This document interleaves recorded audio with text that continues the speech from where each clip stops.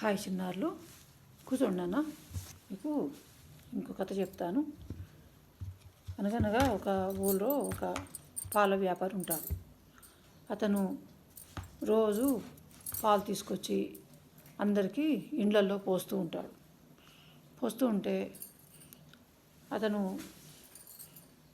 ఏదో పని మీద అవతలకి వెళుతూ తన కొడుకు చెప్తాడు, ఈరోజు నేను వేరే పని మీద ఊరికి వెళ్తున్నా, నువ్వు ఒక 3 రోజులు వారం రోజులు అట్లా నాకు వచ్చే వరకు అందరికీ నువ్వు పాలు తీసుకుపోయి పోసి రావాలి అని చెప్తాడు కొడుకు. అయితే ఆ కొడుకు పేరు సుబ్బయ్య, తండ్రి పేరు రంగయ్య. అయితే అలాగే నాన్న పోషిస్తానని చెప్తాడు కొడుకు అని. మొదలు రోజు తండ్రి ఎలా తీసుకెళ్తాడో పాలు అలాగే తీసుకొచ్చి అందరికీ ఎవరికి పోయాలనో ఆ రోజు పాలు పోసేస్తాడు, డబ్బులు తీసుకొని ఇంటికి వచ్చేస్తాడు. అట్లా ఒక్కొక్క రోజు కొద్ది కొద్దిగా ఆ పాలలో నీళ్లు ఎక్కువ కలుపుతూ ఆ రోజు పాలు అందరికి పోషిస్తాడు, ఆ డబ్బులు తీసుకొస్తూ ఉంటే అతనికి దురాశ పెరుగుతుంది. దురాశ పెరిగి అరే కొన్ని నీళ్ళ చుక్కలు కలిపితే ఈరోజు 10 రూపాయలు ఎక్కువ వచ్చాయి, ఇంకొన్ని నీళ్ళు ఎక్కువ కలిపితే 20 రూపాయలు వస్తాయి. ఇట్లా మనసులో ఆలోచన చేసుకొని ఒక వారం రోజుల లోపల ఇంత నీళ్ళు ఎక్కువ చేసుకుంటూ సగం నీళ్ళు సగం పాలు కలిపేస్తాడు. కలిపి చాలా నీళ్ళు పలచగా చేసేసి పోస్తాడు. పోస్తే పాలు తీసుకునే వాళ్ళు ఏమనుకుంటారంటే, తండ్రి లేడు కదా, పిల్లగాడు చిన్నోడు కదా, వీడిని తెలియక అలా తెచ్చి ఉంటాడులే, మళ్ళీ తండ్రి వచ్చినాక మంచి పాలు తెస్తాడు కదా అనుకొని చూస్తూ ఊరుకుంటారు.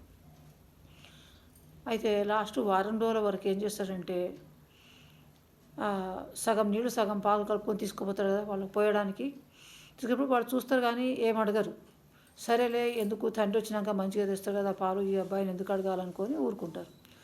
ఊరుకున్న తర్వాత అతను తొవల వస్తూ దాహం వేసి నీళ్ళు తాగడానికి అని చెప్పి తను పాల సైకిల్ అక్కడ ఆపేసి డబ్బుల బ్యాగ్ అక్కడ పక్కకు పెట్టేసి కొంచెం దూరంలో కాలువ ఏదో ఉంటే నీళ్ళు తాగడానికి వెళ్తాడు.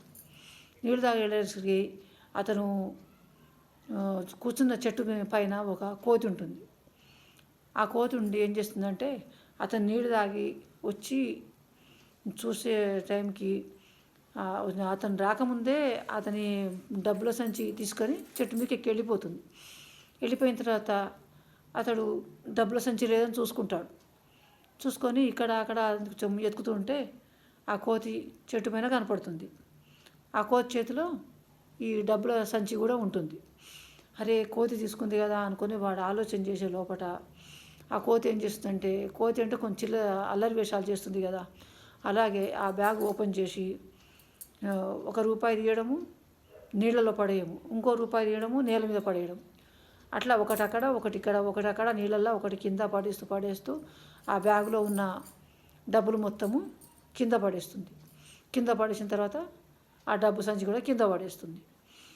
అతను ఆ కోతి అలాగే చెట్టుపై కూర్చున్న ప్రయత్నంగా ఆ కింద కోతి పడేసిన డబ్బులను నేరేసుకొని బ్యాగులో పెట్టేసుకొని తర్వాత లెక్క చూసుకునేసరికి అతను తెచ్చిన పాలల్లో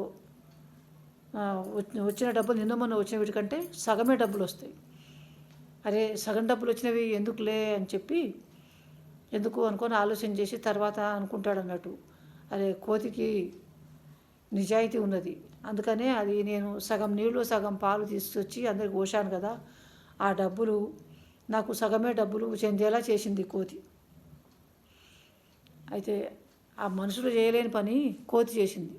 ఏమిటంటే సగము నీళ్ళు సగం పాలు కలిపి తెచ్చాడు కనుక ఆ సగం డబ్బులు తను తీసుకుందాం అనుకున్నాడు కదా, ఆ నీళ్ళైతే ఎన్ని కలిపాడో ఆ అన్ని డబ్బులు నీళ్ళలో పడేసింది కోతి. ఇంకా నేల మీద పడేసినవేమో సగం డబ్బులు నేల మీద పడేసింది. అయితే ఆ పాలబ్బాయికి దొరికినవి సగం డబ్బులే. ఆ చెరువులో కాలువ కోతి పడేసినవి డబ్బులు ఎంబడి నీళ్ళలో వెళ్ళిపోతున్నాయి. ఇంకా అతను తీసుకుందామన్నా దొరికే పరిస్థితి లేదు. ఆ సగం డబ్బులు తీసుకొని చక్కగా వెళ్ళిపోతూ మనసులో ఆలోచించుకుంటాడు, కోతి న్యాయం బాగుంది, నిజంగా కోతి కరెక్టు న్యాయం చెప్పింది అని మనసులో అనుకొని ఇప్పటి నుంచి పాలల్లో ఎక్కువ నీళ్లు కలపొద్దులే అని అనుకుంటాడు అన్నట్టు. అతను తండ్రి వచ్చిన తర్వాత తండ్రి చెప్తే తండ్రి కోపం అవుతాడు అన్నాడు కొడుకును. ఏమనంటే, నేను ఇట్లా చెప్పాను అలా తీసుకుపోక పాలు నువ్వు నీళ్లు కలిపి తీసుకెళ్ళి ఇలా చేశావు. ఆ కోతి చేసిన పనికి బుద్ధి తెచ్చుకొని ఇప్పటి నుంచైనా జాగ్రత్తగా ఉండు, ఎవరికి అన్యాయం చేయకూడదు, మనము కరెక్ట్గా ఉండాలి, మాట ప్రకారం ఉండాలి, కోతి న్యాయం బాగుంది అని చెప్పి కోతిని మెచ్చుకుంటాడు రంగయ్య.